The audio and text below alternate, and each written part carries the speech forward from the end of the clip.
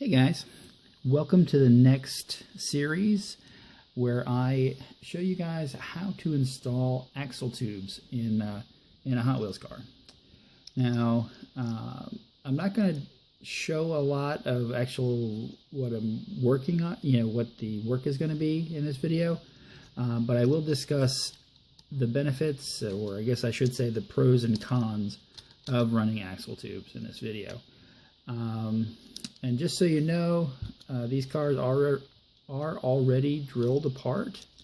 I was surprised. I didn't realize that this one was, the Camaro was drilled apart. But as you can see, it's very straightforward. It's a very cool, it's a nice platform for a racer. It's not a super long car. The length of the car, I'll talk about that at length in the more advanced mods, but they're not super long cars, but they are real nice cars. And one kind of cool thing about these cars is you can see, let's see here, the way the interior sits in the car.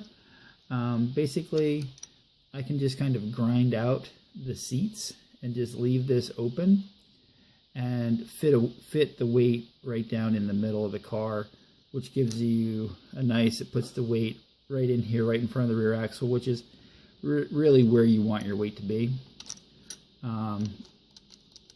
But getting into a little bit about the history of at least me using axle tubes on a car, and to show you exactly what I'm talking about with axle tubes, I'm just going to show you this truck that I built for, let me show it first. This is a truck that I built for the Muscle Truck series. I think it came in, third in that race. Very straight up, very basic mod. It's a 69 Chevy. Weight added, FTEs added, but it also does use axle tubes, and I think it only uses them on the back. And right there that's a 256 button head screw that's 1/8 of an inch long, and I use them a lot, just so you know. But as you can see, the weight is glued in the back. Still using stock interior, stock windshield. Everything works the same.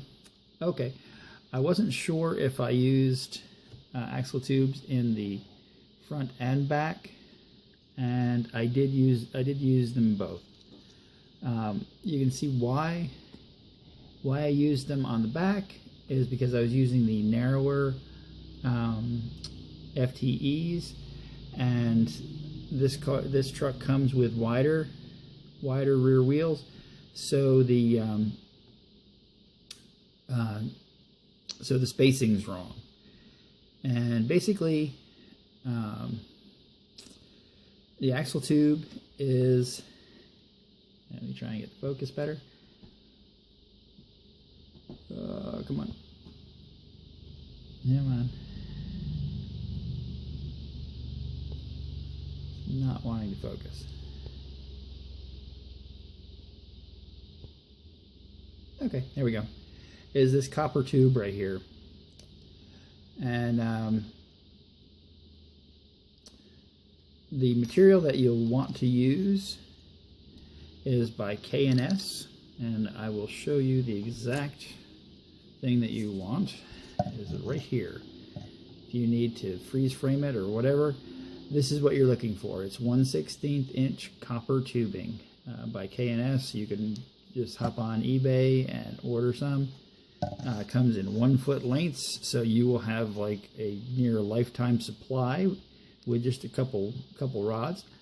And yeah, I will get into the how and the why in just a minute, and I'll take a break and I will show you the benefits.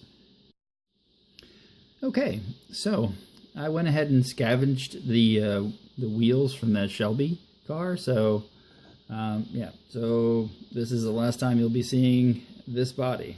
No longer in need of that. And I'm going to get into a little bit of the theory on using axle tubes and why they work well for me, and also why they work well for racing. First of all, just a benefit that just kind of happens because you're using axle tubes is that you're lowering the vehicle just a little. The width of the sidewall of the tube, you are going to actually lower the vehicle that much. So that's one benefit. So you're automatically lowering your center of gravity. The big benefit, I think, is that, well, one of the big benefits is that you can run any wheels on anything as long as they fit in the wheel wells. You're not limited to axle length or anything like that. So, but I think the biggest benefit of running axle tubes is you get to totally control the width of your vehicle. Now, if you think about it, most stock Hot Wheels cars, the front wheels, or actually most of the wheels, are tucked within the body. Now, this one isn't too bad. The wheels are right about, the width of the body. But if you stop and think about it for a second, the wall of the track is going to be, in around here somewhere. So if you're scrubbing speed with the body of your car, you will lose a lot more speed than you will if you are scrubbing speed with the wheels. And that's just because you're going to be rubbing along the side of the track with a lot smaller surface. So you're going to lose a lot less energy. And also, when the car is going down the track, going side to side,